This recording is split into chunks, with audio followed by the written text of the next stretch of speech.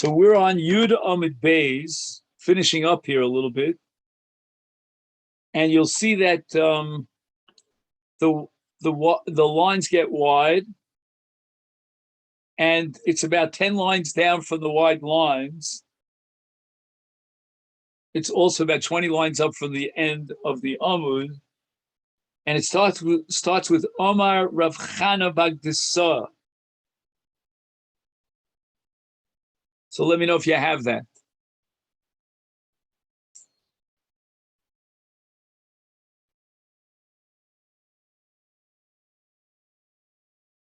The first word in the line, if you have the same Gemara as I did, is Havoy. And if you count up from the bottom, it's approximately 15 lines up from the bottom. Yes, I believe I have it. Yes, thank you. Great, excellent. The Omar of Chana Bagdisa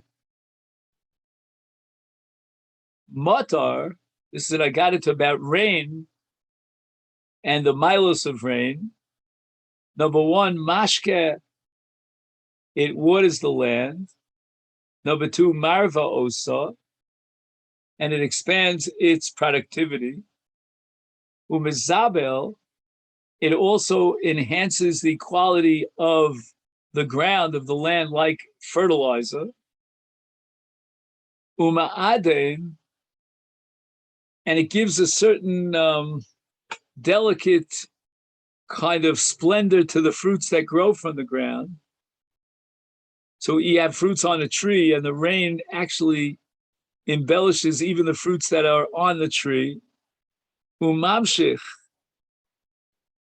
and it continues the process of the earth producing fruits.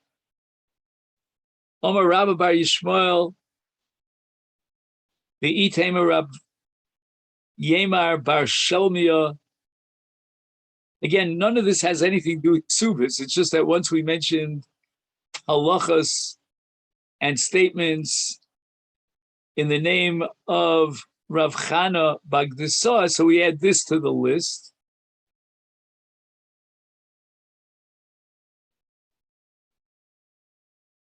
Mikra, what's the pasuk that indicates all these great advantages of matar, of rain?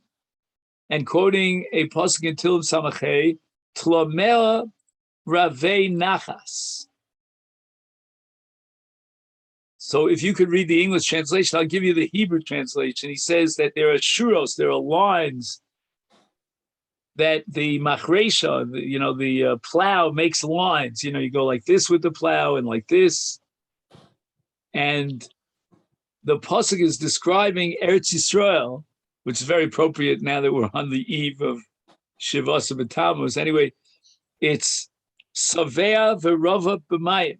These when you make these furrows, so to speak, in the ground, when you plow these lines, the rainwater seeps in. How does he translate it? So the pasuk is, this is the Sfari translation, watering its ridges abundantly, settling its furrows, you make it soft with showers, you bless its growth. This is from Tehillim. All right, it's a little bit too complicated for me. I think our translation was a lot simpler. Anyway, right. Right, so the droplets of water, somehow, they quench the thirst of the ground, so that the ground now could increase its productivity, and its quality is enhanced, and of course the payrolls are beautified. Simcha Tevarech, and as a result of the rain falling, the payrolls will come and grow. Fine. Now the Gemara brings an additional drasha, which is called an otrikon, on the word mizbeach, the letters of the word mizbeach. Omer Abelazar mizbeach. What are the milos of the mizbeach? Number one, meziach. So that's the mem of mizbeach. Also mezin. Also mechabev. So if you take a look at these descriptions, basically they all say the same thing, that as a result of the Mizbeach, we achieve kapara for our averos, our vonos. The world now becomes more, shall we say, secure in a sense of, the karbonos that are brought on the Mizbeach will bring security, financial security, will bring bread and sustenance into the world. This is the original cause of bracha in this world. And it makes the land and the people of Israel very much cherished and beloved to our Father in heaven, brings about a kapara and averos. So what's the difference between the two? And the Gemara says Mesiach is gzeros, and mechaper is avonos. So Mesiach means it removes any decrees against the Jewish people, and in addition, it's mechaper avonos. Omar Rab Chana Bagdisot Tamre, dates have some very special qualities. Number one, mishachanan, they warm up the body. Number two, masba'an, they satiate the body. Mishalchalan, if let's say you have constipation, it loosens the system. Ma'ashron, it actually strengthens the power of the body. V'lo mefankam, even though it's very sweet, but nevertheless it's not misangos. Alalev ligrom liochlin shei istanis. In other words, sometimes you feed a child, for example, too many sweets, and they get addicted to sweets. You can't, give them something substantial to eat because they want sweets. That's all they want. So you might think that if a person gets used to eating dates with all its great qualities, as we described it, nevertheless, the sweetness of the date is going to sort of make him addicted. He won't be able to eat regular food that doesn't have that sweetness. And therefore, he says, V'lo mefanka. Amar Rav, Ochal Tmarim al Yoreh. According to Rav, the eating of Tmarim almost is like drunkenness. It's intoxicating, and it impairs the judgment. And as a result, just like if you drink wine, you're not allowed to judge be part of a court to hand out a verdict, because the wine, the alcoholic content will impair your judgment. So too, in the case of eating dates. Again, it doesn't indicate how many dates he ate.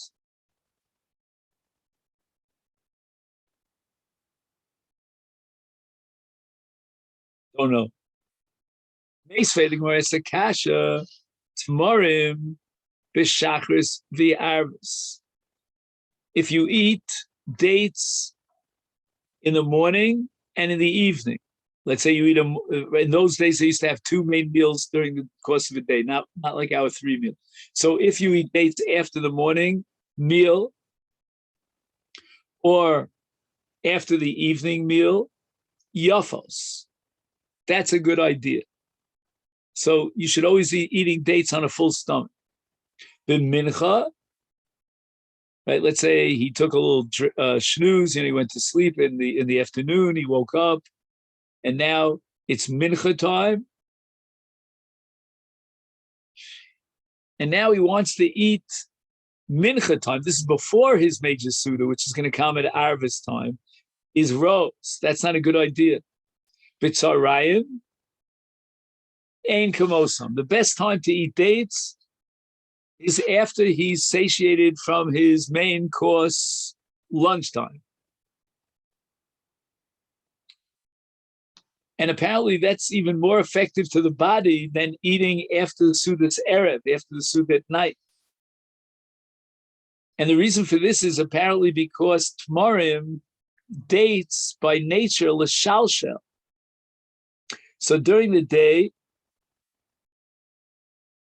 when he has lots of time on his hands, he goes out to his fields, and there he has a Beis HaKisei. But at the nighttime, to go out to the fields or the Beis HaKisei, they didn't have a bathroom the way we have it at home. That's a Torah chlo. So if he's going to eat the dates at night, and he's going to have to go, You got to bring along one of these gigantic torches or flashlights. I don't know what. What else? Umevatlos shlosha dvarim. If you eat the dates at the best time, which is in the afternoon, then it's mevatel, number one, machshava ra, number two, choli me'ayim, and number three, tachtonios. So the first thing is machshava ra, which is worry, anxious fear, anxiety. And eating dates is going to bring him into a state of happiness. And that's metaphorically represents the afternoon when the sun is shining. We have Ora, Vitzala, Varina, Vasimcha, and also Chole Me'ayin and Tachtonios. So dates are good for the digestive system and also for a Choli B'Fiat Habas. Maybe he's talking about hemorrhoids. I don't know. Yeah, in the Safari it says it's hemorrhoids. So tomorrow are good to eat. They remove daiga and machshava ra. And now we have a bit of a cash over here because Rav said that it will impair your judgment and you can't sit as a judge to issue a verdict on a case because you ate tamarim. Here we're getting the impression from this brisa that tamarim are yafos. They're very beneficial. Whereas Rav is saying they're so beneficial that they remove daiga, as we said before, and machshavas rose. Rav, on the other hand, is saying tardos es hadas. He's not able to think clearly. Thus, he should disqualify himself as a judge. So Gemara answers me, I'm reading to Lo Malu. Rav was not saying, he was not denying and rejecting the principle that dates are good for your health. But iluye ma'alu. Even though it's true that they're very beneficial for the body, but ulafishata trada. Immediately after he eats these foods,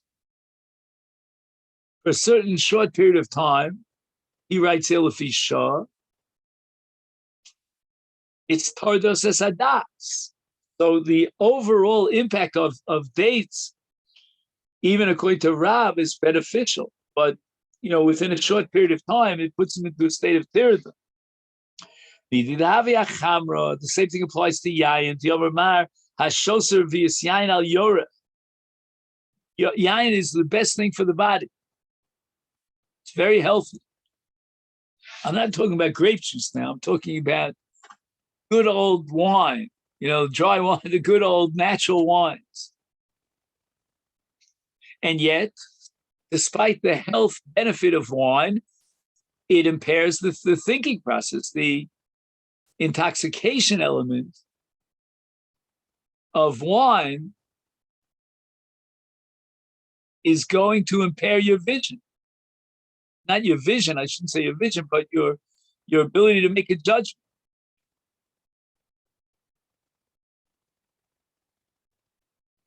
That is the disadvantage of alcohol. Ibai, same another answer. Lokasha hod mekaminama v'hod basar nama. When Rav says that eating dates will be tored machshavto, he was talking about eating dates before he eats his meal. But lebasar nama, if he eats dates after bread, then it's beneficial for his body and it will not cause him any sort of impairment of his judgment. That's called lebasar nam. Yom Rabbi Amroli Aim, right? He was raised, his mother died of childbirth. He was raised by a professional omenes. some sort of nurse, or is tamre mekaminama eating dates before bread is mazik ki narga lidikula. Unbelievable. It's like cutting down a tree with a large sickle or some sort of a knife, a saw.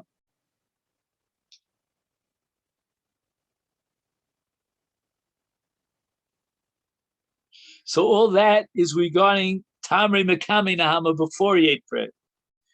But Basar Nama, if he eats dates after he's satiated himself with bread, that's going to strengthen his body. Ki Avra Lidasha. It's like a, what is it called in English?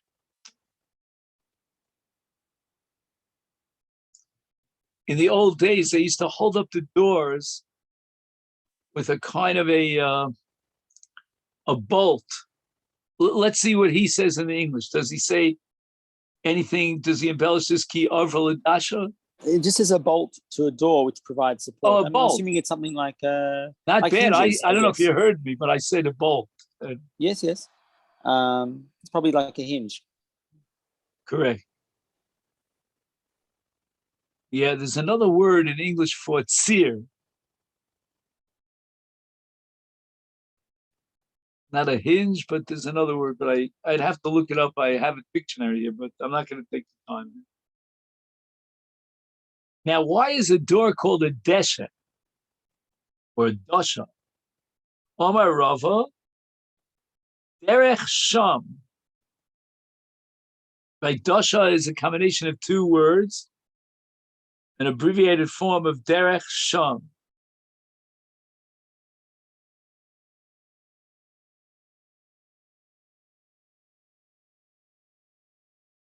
Now Rava wants to ask a different question. What is the meaning of darga? Darga is in Aramaic is what we call a ladder. Omar Rava derech gad.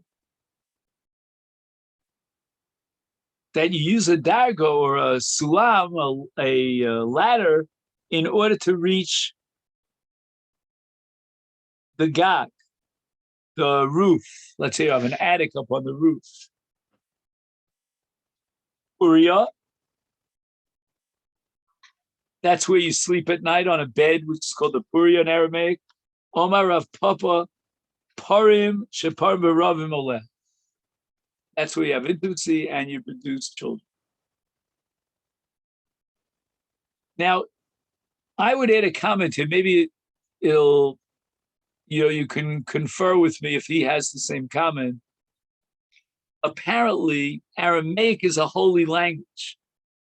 And that's the underlying premise here of this Gemara. I mean, we're not, you're not going to take a word in English and start making a trick out of it, or French, or whatever language. But there's a certain Kedusha to Aramaic. Aramaic is a language that's very close to Lashon Kodesh. Omar Rav Nachman Bar Yitzchak, and here we turn to Daf Yud Aleph. Af anu nomar.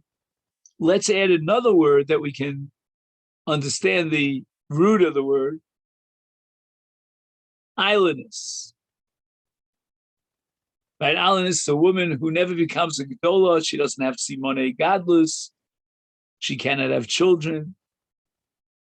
And what does the word islandess mean? Duchronis. The lo yold.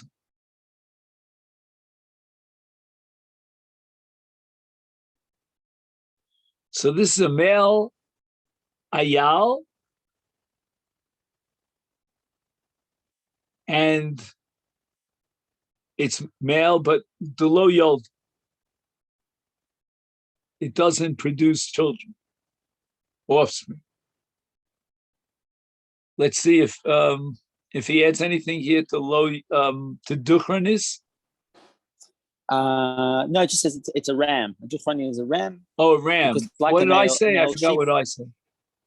Yeah, ram is a male sheep, is it not? Right. This is like a ram duchranit, because like a male sheep, ayo, she does not bear children. Right. Okay, this leads us up to the Mishnah here on Daf Yud Aleph Amud Aleph.